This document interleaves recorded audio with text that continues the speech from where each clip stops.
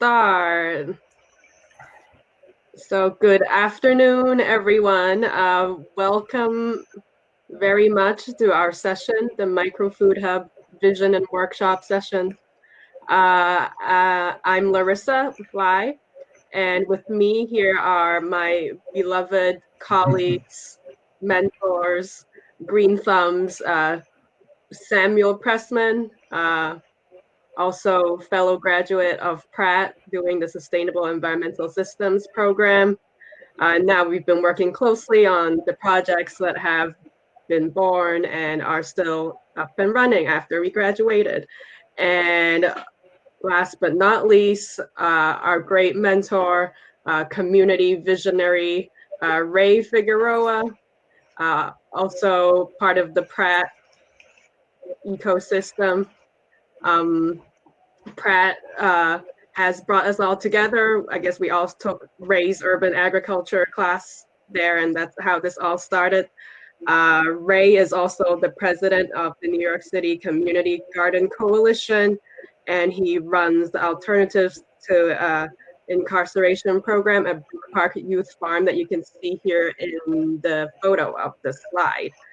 And apart from doing all of that, Ray has been very actively working with us with the Microfood Hub project, and also working actively in the community, organizing community gardens and defending them against encroaching real estate interests. And Sam here, just over the last few months has grew one of the most wonderful rooftop gardens in his rooftop across the street from Pratt, actually, in Clinton Hill. So we'll see that later. So actually, we just missed our bio slide. Sam, can you? Our what? Next slide, thank you. Yeah, so that's us, and I introduced all of us. Oh, and myself, I'm actually in Iceland. I will answer the question why later, but I'm also currently a PhD student now, and mainly my research now, it revolves around this project and the different branches that came from it. So next slide, please.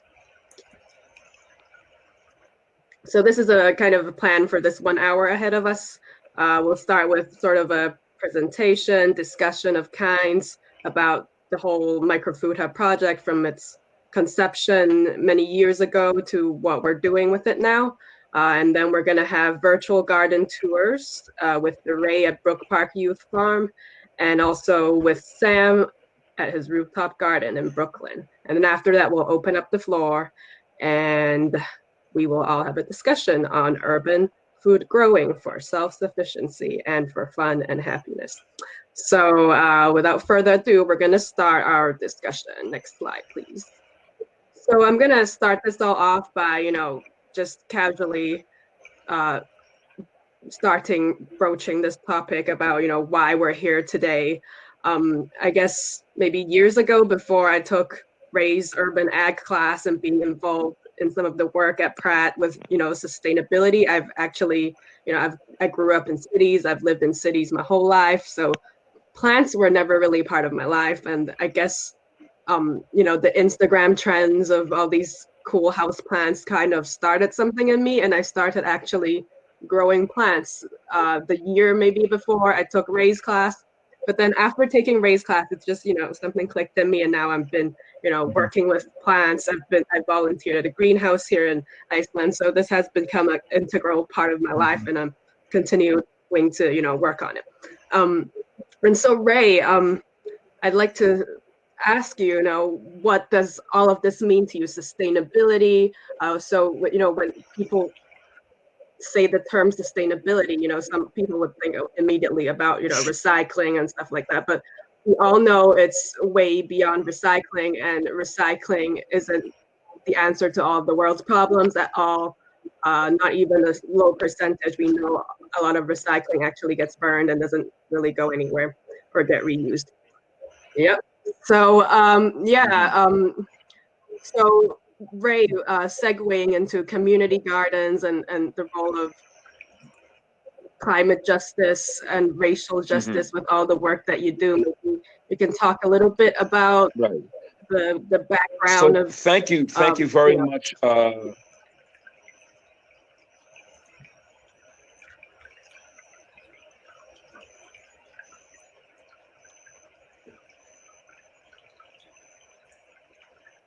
Ray, do we have you?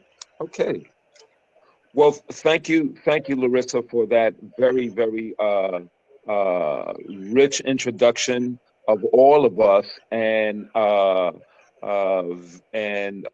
very, very, very gratifying that we have met, formally, academically, but we continue.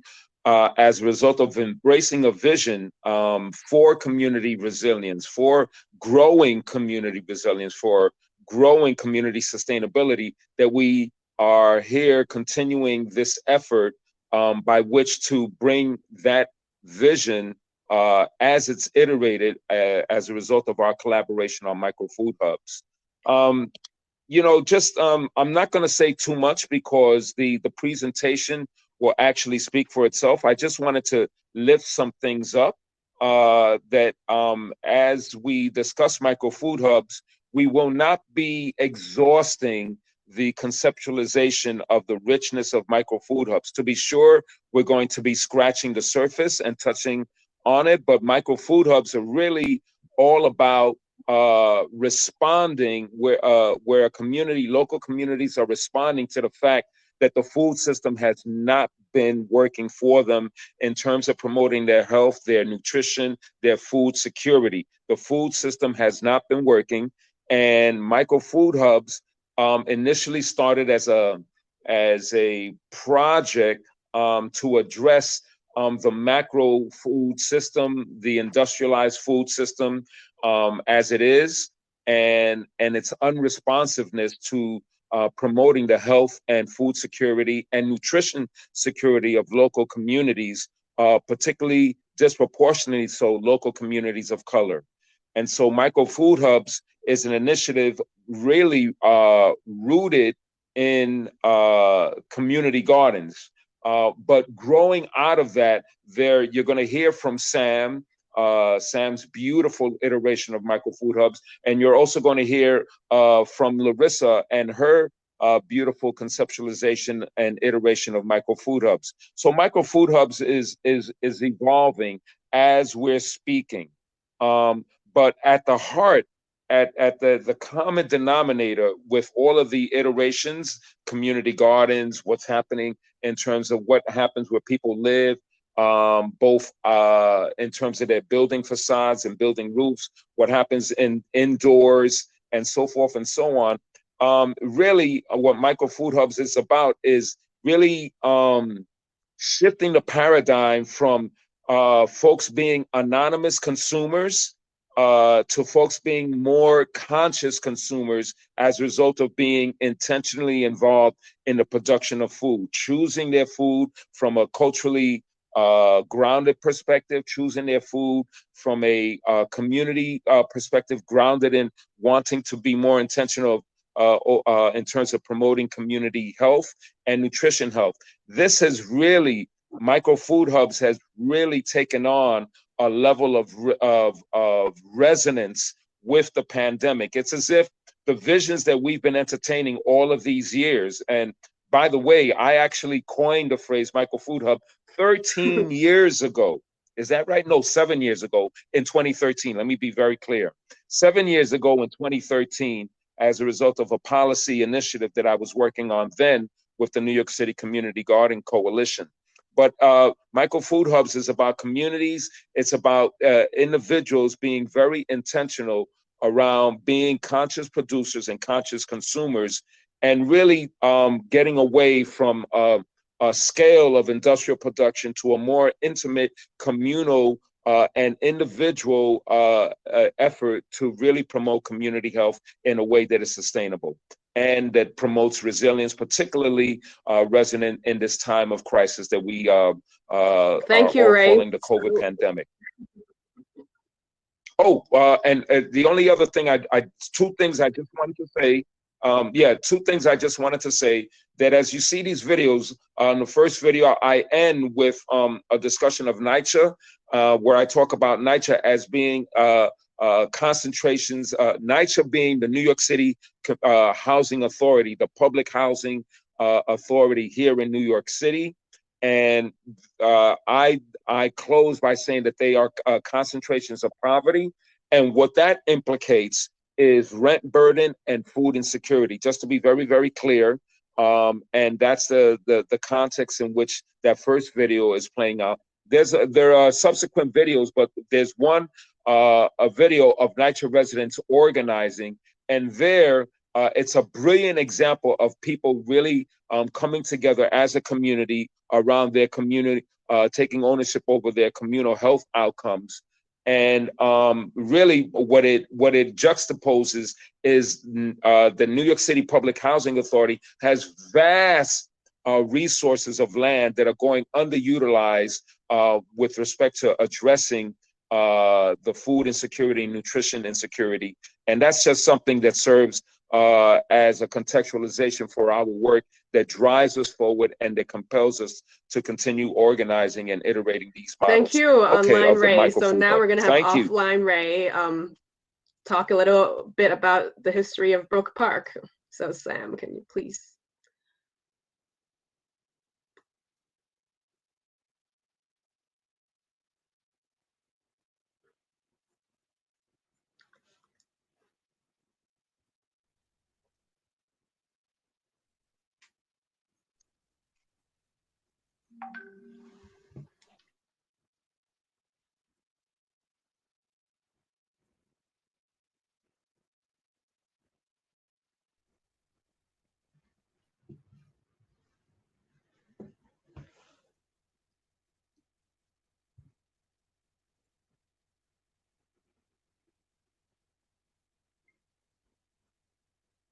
Sam, you muted yourself, and I think that's why we're not getting audio.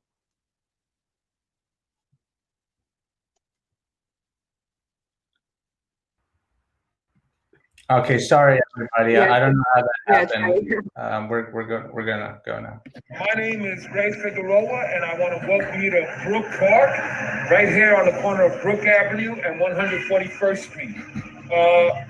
We have an initiative going that is about community-based, community-driven, mission-driven community farming, right? And by mission-driven, I mean that there are a number of community farms like Brook Park Youth Farm that are really addressing some fundamental issues.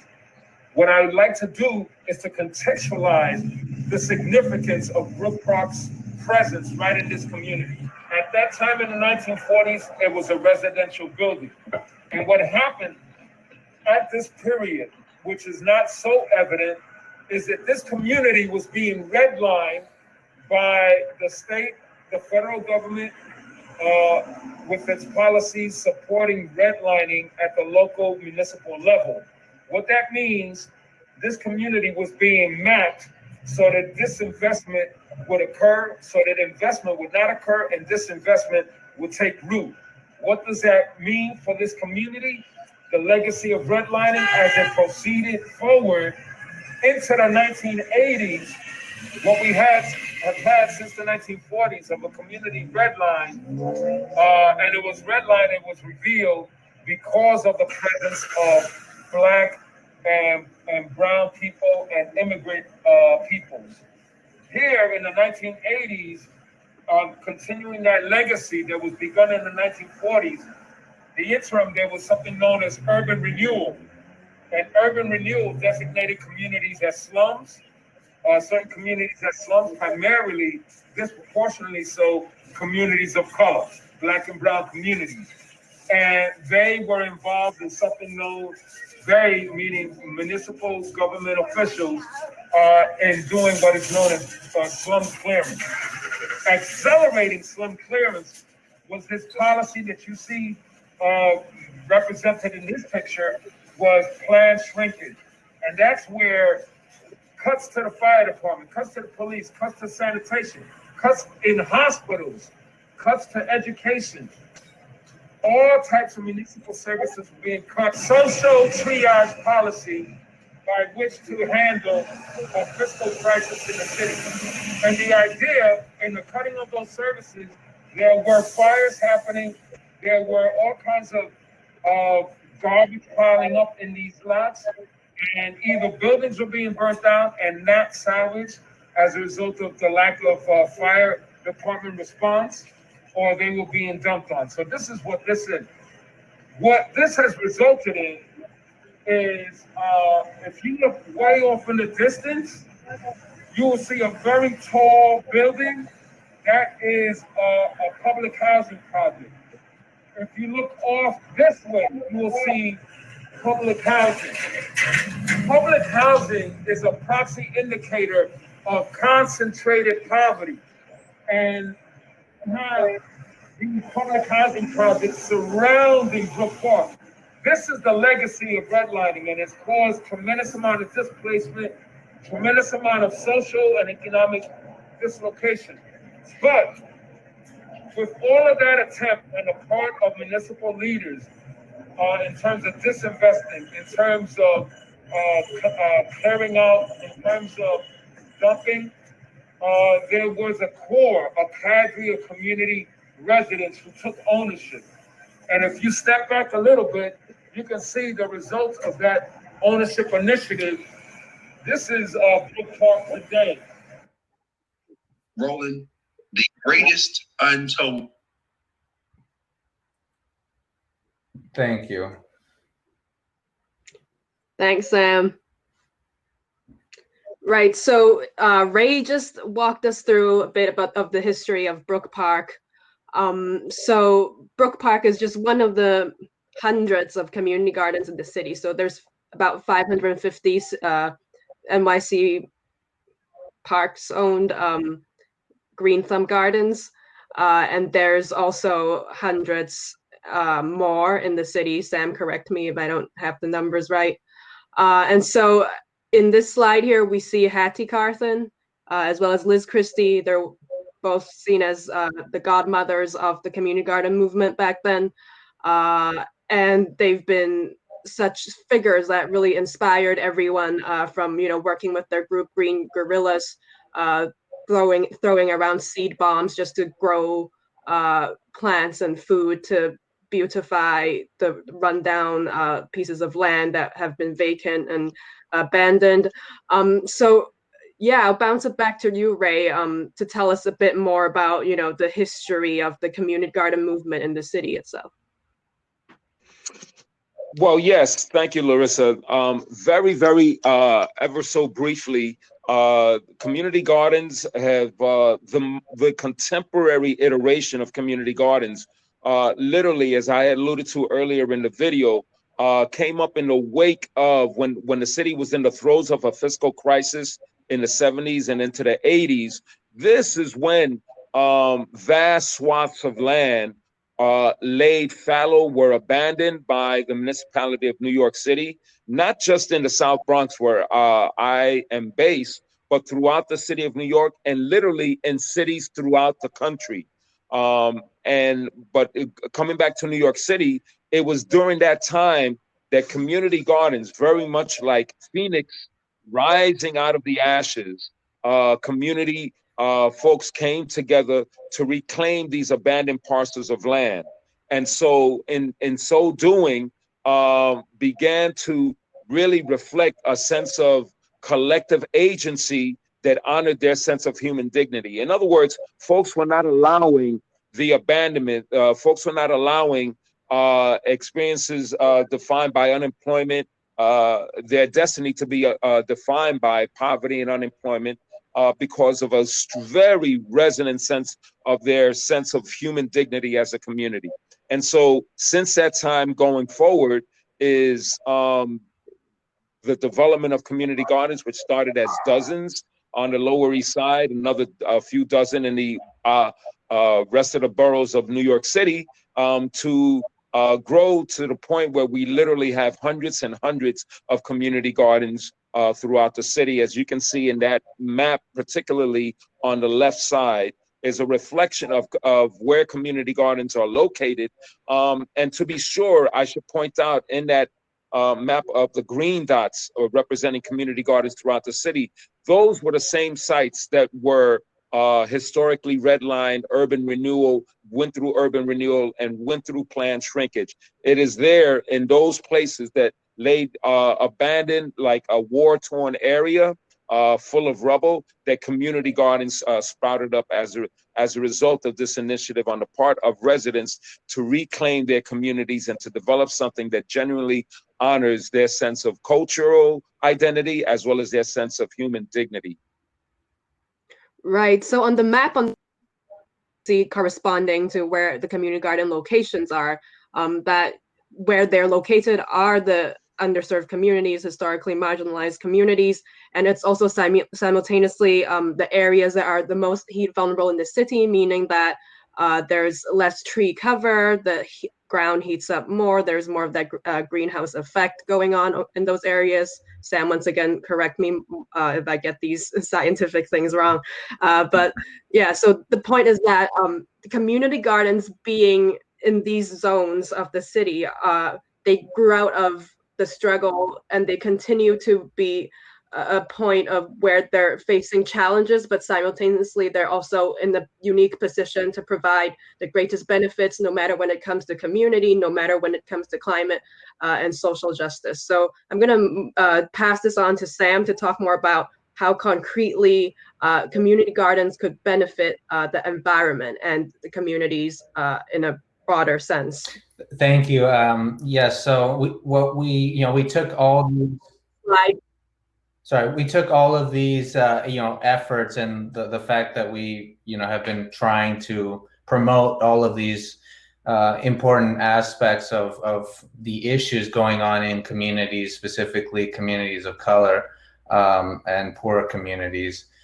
So we basically started to go out there and interview gardens and gardeners, and I took on this perspective of actually trying to measure and quantify the ecological layouts in terms of ecosystem services and what the current scale of services that are being provided by these community gardens. So we again, to reiterate, we are looking at city-owned, Green Thumb-owned community gardens. And so just to give you a quick example on this image here that you see is that developed this idea for this basically community gardens ecosystem services valuation platform that allows the gardens to have their own profile that breaks down not just the ecosystem regulating services, but also the regenerative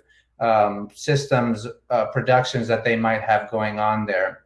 And then we attribute that to what the city is actually spending and the resources that they're using to be able to actually provide those same resources that nature already is trying to do. And so you're taking a look at these communities, some of the more important topics there obviously is the heat and the pollution issues. And so when it comes to that, how a garden could impact or reduce that could have great impact on the overall health costs that the city has to invest in order to take care of people who are getting sick. So if that reduces, the city can save money, right? And so on with all these other topics. And then we got into, okay, well, we want this platform to actually be an educational tool for people to not only understand that these are issues and these are benefits coming from gardens, but how could they actually go ahead and create their own studies to showcase the value that they have in their particular garden or growing system. And so this is there are ecosystem valuation quantification tools out there, but they're highly intricate and often they cost money. And so this idea for a user-friendly tool came into play. And so this is an example. I'll give you one example, like for food, for example, if we look at food and raised bed production, what is the impact of that one raised bed, a standard 8x4 by 1 foot raised bed, is going to not only be able to capture so much water per inch of rainstorm, but we can pre-calculate how much food they'll be able to provide. And so beginning to actually lay numbers and economic value on the impact that a garden could have, even in their planning stages. And so this is kind of the idea with this. So, Sam, if I could go add ahead. something, if I may just add, Sam used the term ecosystem services. I would just, for the sake of our audience that are not as technically literate in these terms, Sam is one of our more stellar graduates from the Sustainable Environmental Systems, and so he is steeped in the literacy of that approach. But literally, what he's talking about are the benefits that are being realized, the benefits for local communities. The other thing that I just wanted to highlight, these benefits are taking place in these community gardens.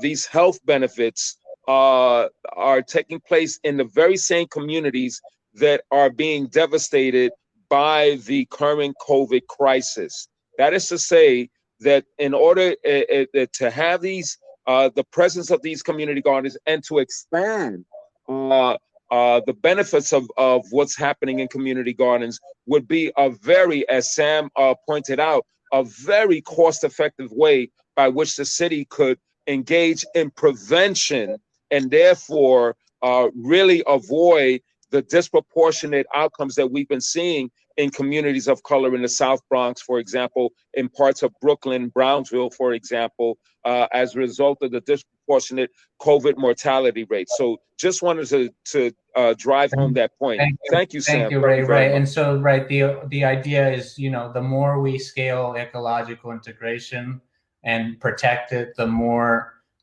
we can scale the amount of ecosystem services or free services from nature, and then in turn the city will keep saving more money exponentially.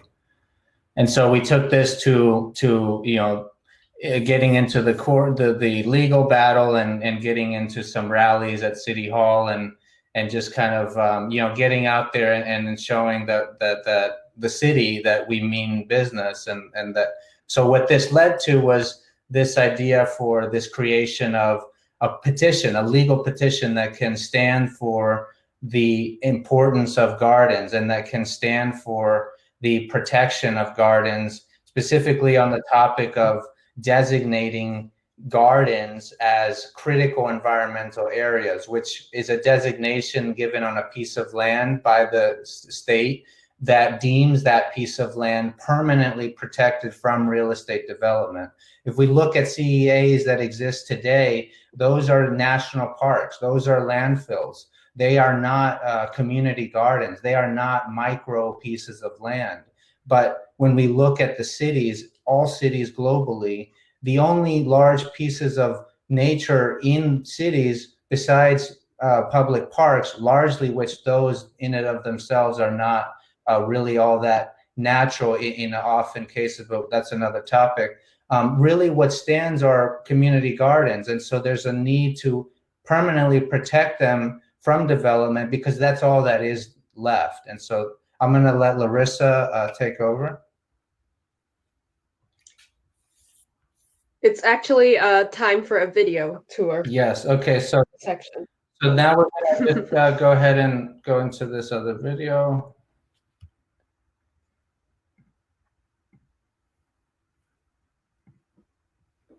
Micro food hubs. Micro food hubs. Wait, is this the right video? Yeah. Sorry about that. Okay. So Ray will describe, you know, just quickly what the micro food hub is actually going to do on the ground. Micro food hubs. Micro food hubs. The concept has been around since 2013. A concept I first introduced before City Council during an oversight hearing on Food Works, which is a policy initiative around increasing food security in local communities. Well, micro food hubs relates to community in a number of ways. One, it addresses the fact that we have a condition known as what we call, us mission-driven farmers, called food apartheid. That means it's not just food security, food insecurity, the issue that we're addressing, but the issue of food apartheid. And that means that our community just is not getting the food delivered at a reasonable price that it can afford, and that the food that's coming is not fresh and nutrient dense. And this is as a result of the way the macro regional industrialized food system operates. It's not responsive to our community, and that's where the Micro Food Hub comes in, getting off of the macro grid and coming and beginning to communicate with each other, with local community-based institutions, faith-based institutions, youth-serving institutions, and so forth and so on, and coordinating with local residents. One of our first iterations of the Micro Food Hub is actually takes its inspiration from the Bronx Hot Sauce Project, where we've actually proved that community gardens can actually aggregate a harvest and really realize a production economy of scale.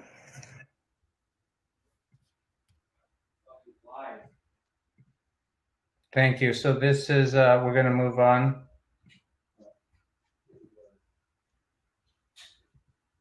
So then we're going to see this quick clip of. Yeah, so these are housing residents that are organizing according to what we're talking about, community taking ownership over its health outcomes, over its food system. And residents of NYCHA Frederick Douglass houses came together to protest and demand access to their community garden, which has been locked and inaccessible in the public housing complex for over a year. A week before the protest, community activist Sugar Tavares shared this video on social media as a call to action.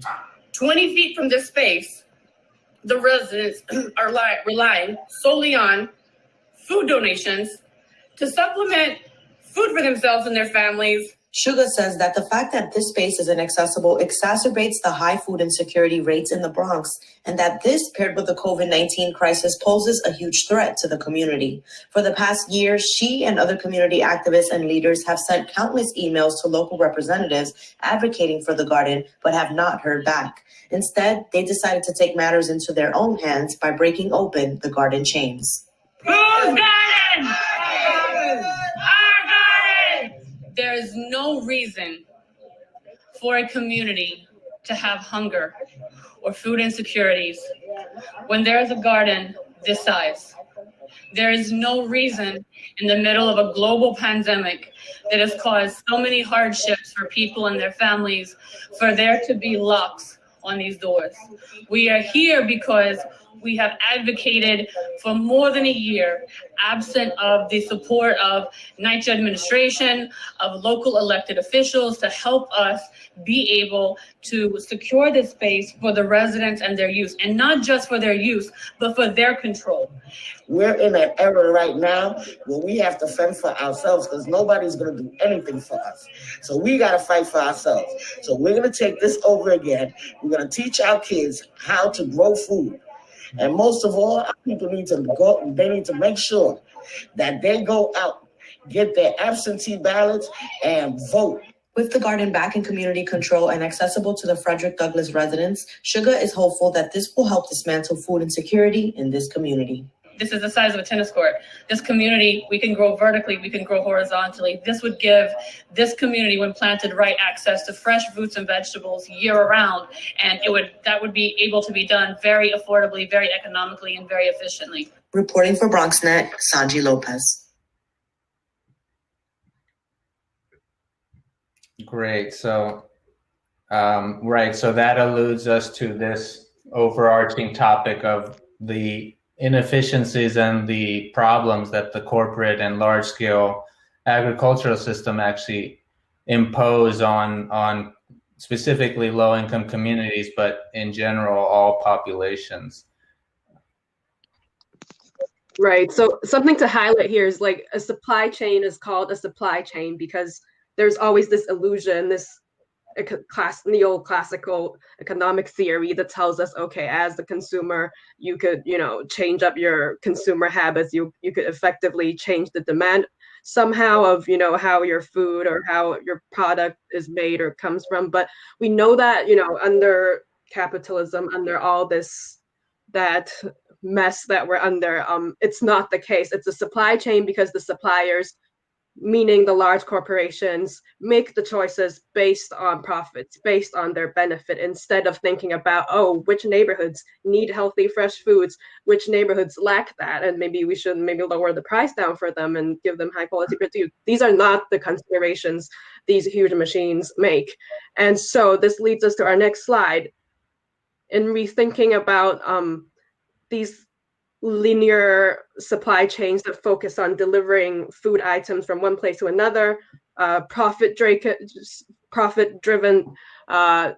Nonetheless, we're trying to look at how do we transform that into something fueled by community minded people, community assets, community oriented entrepreneurs and businesses. How do we support something that's hyper local via a distributed system, which means instead of focusing on a few large agriculture producers, huge farms, we look at how do we utilize tiny micro pieces of land and producers all coming together in that kind of swarm process. So we've been looking at that in this digital era. This is done. You have Uber, how they don't really own a car, but they're able to connect millions of drivers through an app.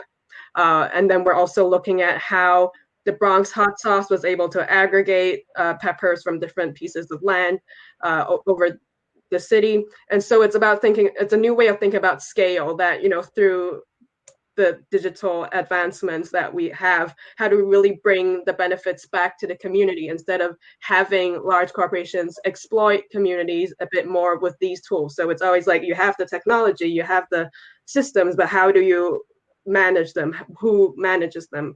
These are the key questions. And so the slide here is something from Teens for Food Justice, which is a great organization that they've been setting up hydroponic farms within schools. And so here it's either a classroom or a cafeteria. So you can see that apart, like land is a scarce thing in New York City, especially. So how can we really utilize different kinds of setups and spaces to grow food? As mentioned in the video previously, we could grow vertically, we could grow horizontally. There's different setups. In this tiny balcony you see there, lots of food can be grown. And then, so we want to think about how do we get to this vision of the urban commons, which should food really be so expensive for communities that really need it? And so it's thinking about how we integrate whole systems thinking. So in the fields of community development, sustainable development, as well as things in solidarity economies, how do we integrate these concepts? So this is kind of like our brainstorm cloud. And that brings us to the next slide. After maybe 2 years of organizing and reorganizing our thoughts, we got to kind of really map out how we'll bring forth this project, because as planners, I guess Sam is not really a planner. Are you a planner? But I guess we're in that mindset. We like to plan things, but how do we really implement it is a really great question. And I guess in the last half a year or so, we've been really pushed by our different mentors to look at the project implementation as sort of an entrepreneurial activity, which is kind of a new mindset and a new area that we've been going into, instead of acting as more of the community consultant role. So via that, we've made this roadmap to how do we get to this community land and resource commons that we envision. We have to do it through education, increasing urban food production capacity. So we're thinking if more people do it together, we can aggregate and we could reasonably feed a good large amount of the people that really need the food in urban underserved areas. And a lot of community organizing is involved in this, as Ray would attest, and how this all integrates with designing and moving forward the agenda of having sustainable communities. And also, we cannot really resist climate change without a large scale rethinking transformation of the socioeconomic system itself. Because as we saw in the supply chain diagram, it's all about, profit driven mindsets, and how do we change that into something that we think about people's well-being. And so we have the micro food hub rings. We're thinking about how from, the large scale corporate farming situation, we turn it into something that we try to grow food as close as to home as possible. And this is via a network of community institutions and other enterprises that supports the community vision. And that really has to go around looking a lot at community-minded business models instead of the extractive ones that we've been used to and we're not thriving from. So Sam, maybe you would like to share with us what we've been really doing on the ground here with micro food hubs now as kind of like the programmatic element with all of this. If I could just jump in very quickly. Yeah, sure. This is Ray. Just ever so quickly. Larissa, that was brilliant. And Sam, just before you said, what micro food hubs is about is really reconceptualizing the meaning of scale. Corporate agriculture, the corporate industrialized macro food systems, macro food hubs, it's a massive scale where basically consumers. Driving concept behind micro food hubs, a more intentional of how does one become more intentional? Those ones to cite one of the Will Allen, he had production at that scale is not mass scale, it's more of an intimate intentional depth in terms of that comes out of community organizing, which we have not on, as you saw out of the video news clip on NYCHA.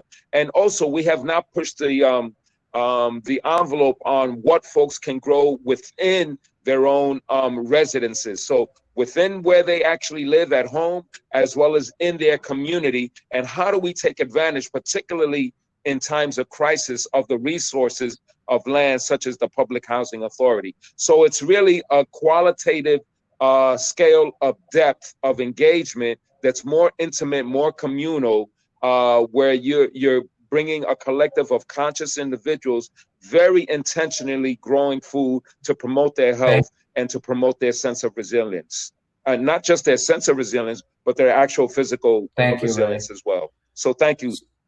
Right. So what we've been working on is this whole concept to help really reach out and help teach people at home how they could potentially grow food together, and how we could integrate other aspects such as, community engagement, peer-to-peer exchanges in terms of trying to help each other, trying to share resources, trying to create product lines of potentially new forms of revenue, new forms of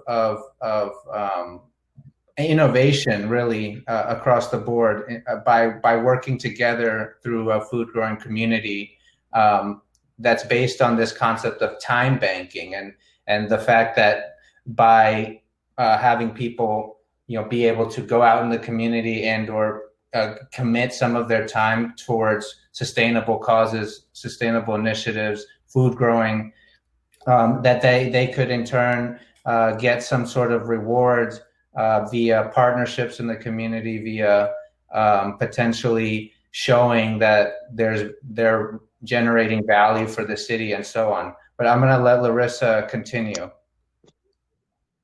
Right. So after a lot of soul searching, we actually, working with different collaborators also here in Iceland that also have been, like Teens for Food Justice and organizations like Bronx Green Machine, have been reaching out to schools to, engage students to learn how to grow their own food. We've been designing the digital platform in terms of creating a curriculum that is interactive, and also the gamification aspect of connecting sensors to what's on your phone. So we could go into this a lot more, but we're running short of time. So we're gonna highlight one great thing about this platform is it runs on a time banking system, which would link you to community partners such as our community gardens here that would in turn help provide things that you need to grow your own food, and also you can contribute to them. Next slide. And so it's envisioning the city as a place where citizens peer produce to support this idea of having a regenerative economy instead of relying on the few corporations that dominate the market and control everything. Next slide. And this is sort of the grand vision with our little tech collective that we're trying to build this platform. And we're also envisioning, next slide maybe, how with having a digital platform that helps people circulate food resources and tools needed to do this sort of peer production, how we could cycle value back to community land and resource trust, and how they could support the food growing enterprises in return, and how this functions as a whole large community investment and funding. And that is to respond to, how community gardens started. It was a response to the disinvestment of neighborhoods. And this is how we try to use the gardens to bring value and well-being back to these spaces. Next. So do we have time for this and the other? Which should we do? Which video? We have about 10 minutes. So how long is this one? We don't need to do this one. Okay, we're going to just Do talk. We want to engage our audience. Do this slide. Right.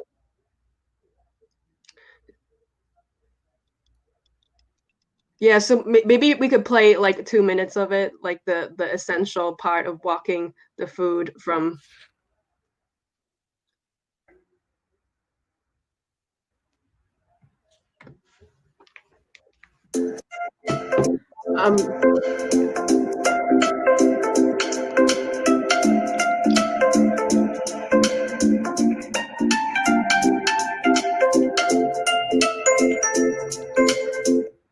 To say about the kale and the youth farm more broadly is that the youth farm is really, our program is very focused on working with young people who have been touched by the criminal justice system. In other words, what we do, we run an alternatives to incarceration program for youth who have either been court adjudicated or have been incarcerated. And the youth farm is a wonderful way. We have it coordinated with the Department of Probation, to a lesser extent with the courts directly, with the criminal court directly, and then also to a lesser extent with Department of Parole, which is works with young people who have been incarcerated in facilities upstate. Formerly incarcerated youth are either in the youth detention facilities or Rikers Island.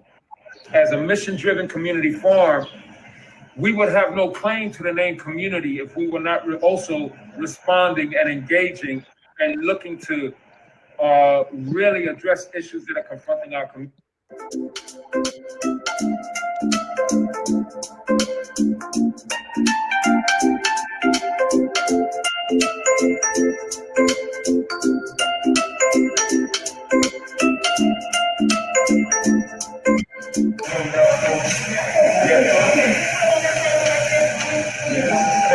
Okay, great. Thank you so much. Thank you. Okay. Okay, thank you so much.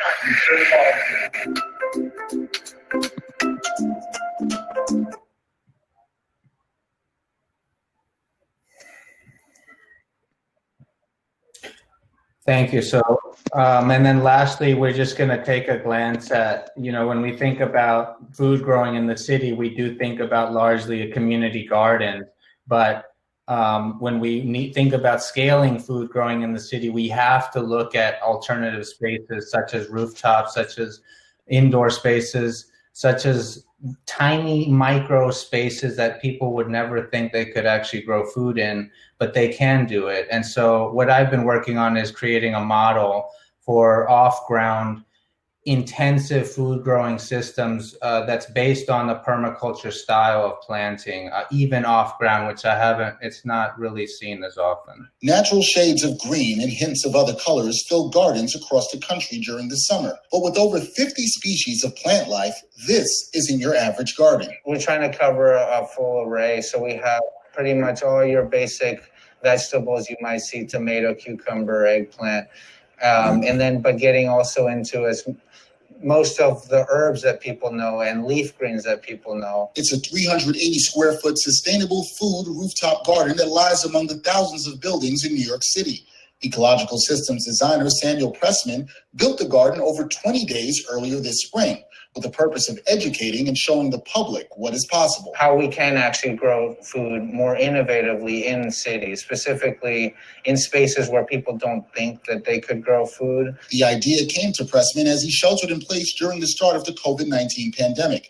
He says he hasn't seen many home rooftop gardens in New York City and wanted to inspire others. Even with one small system into their home, and then even look at how they could potentially be a little bit more reliant or self-sufficient and grow some of their own food. To combat extreme heat, Pressman uses a permaculture planting style, a strategy that imitates rainforest systems. That strategy helps the diverse plant community to grow more efficiently and deal with a variety of weather conditions. When we're dealing with a lot of heat, a lot of wind, we can actually withstand higher winds and higher heat waves, because more plants means more aid from one another. Just like the plants help each other, Pressman hopes his work can help people in communities where there are food deserts. The horticulturist is working with a local group, Micro Food Hub, to help combat food security. What our group is trying to do is organize with community groups, find spaces and gardens that are willing to potentially segment portions of their property to grow food for the community. Besides sharing food, spaces like the rooftop garden can also be used to create more green spaces in urban environments. It also serves as a way for people to connect with nature and with others. Nature can be the greatest teacher that we can possibly fathom. Teaching through nature is part of Pressman's plan. He wants to show others how to build gardens like his and create more green spaces in their homes. Reporting in New York City for AccuWeather, I'm Dexter Henry.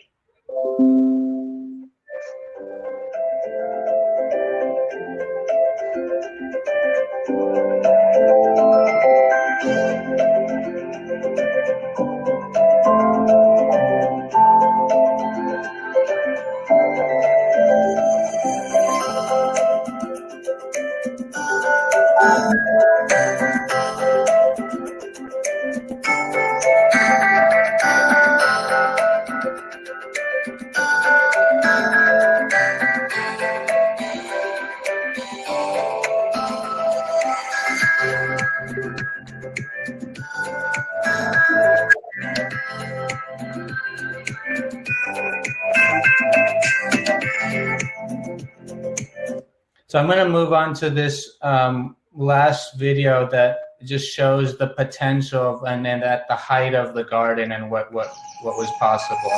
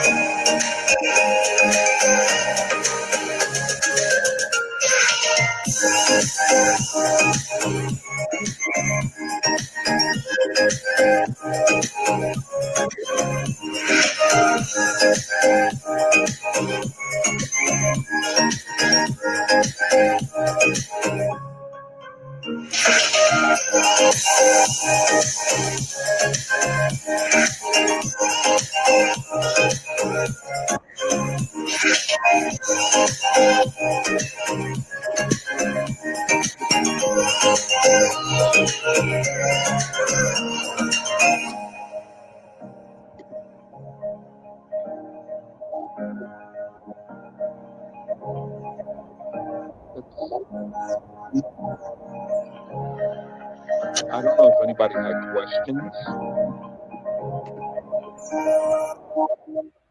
So thank you for that.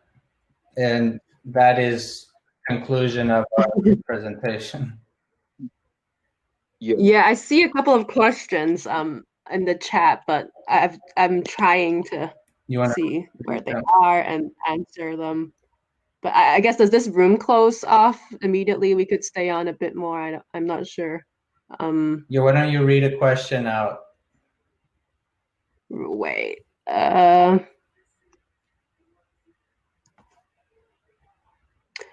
so we have questions on community currencies. Lydia has asked something about investments and what it looks like with the microfood hub model as opposed to conventional models.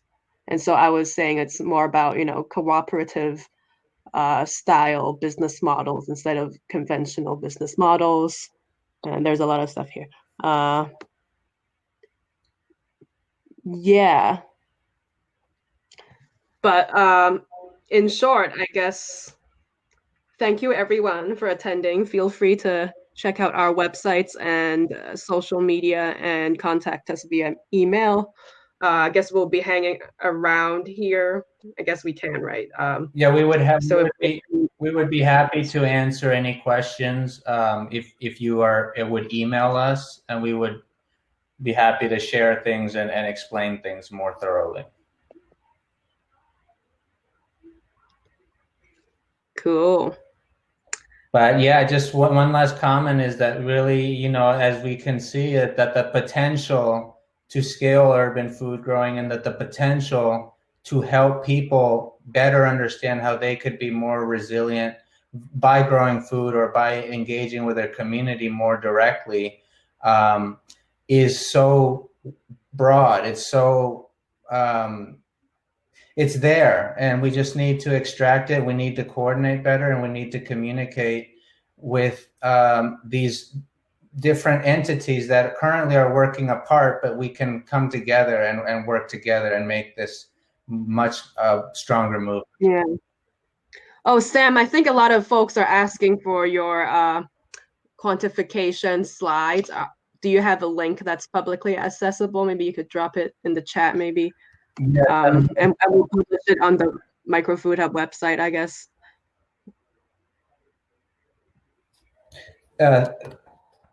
Thank you. I'm going to share the link to where you can download.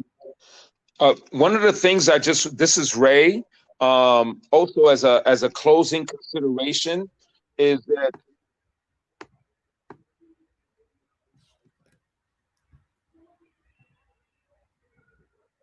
so this is the yeah, as a closing consideration also, much has been said about stimulus packages that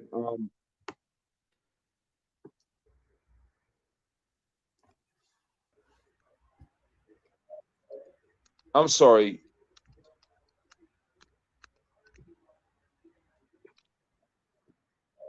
Was I able to speak? It was choppy. I think we're also getting kicked out. I guess it cut off. Oh no, we lost Ray. Okay, bye, and thank you, everyone. Thank you for all. We'll be on this platform. We can chat on direct messages too. Awesome. And we're always eager to collaborate.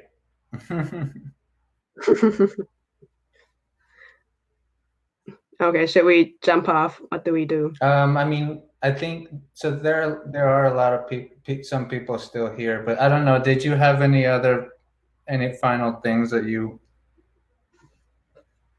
I know we rushed a little bit through Yeah. the home grow part, but that is the main piece we're working on right now is the actual development of the home grow interactive time banking concept to help people grow food. You know, not only will they be able to learn successfully how to grow food their first time via the help of sensors, via the help of a platform that is based as an educational tool that will literally, you could go on there, not know how to grow food, learn about your living conditions, your climate environment, the types of plants that you want to try and grow, and why or why not this or that may or may not work in relation to where you are or how you are living. And so all these parameters to come into play into one platform, and then on top, you know, be able to make it a fun thing for young kids. You know, how could they be encouraged to grow food? How could an adult who's not gotten the chance to grow food be encouraged? Are you guys still around? Yes. I don't think we're supposed to, but we are. Yes, so we'll see how long this goes. I was just finishing letting people know, you know, what we're doing right now. So that's what we're doing is home grow, and then the home grow is the actual idea of this kit type of, you know, what you would actually do at home. Your project is your home grow project, and then the COMAS, the community managed systems, is this digital platform that can manage and track and coordinate and organize that home growing, you know, operation for you at home or wherever you may be. So that's the grand vision for that. And that would play like a pivotal role in being able to expand more quickly micro food hubs throughout. So we're hoping to pilot the home grow, the first iteration of it, with a school. And so to be able to have a school adopt it for their classrooms, that would be a great first pilot. And so we're talking to a few, and that's the goal for hopefully in the spring or by the summer, we will be launching the pilot full on. So thank you again to everybody.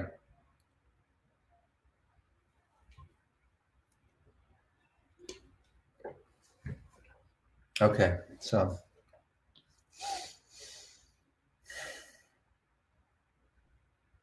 you're on mute. Okay, thank you.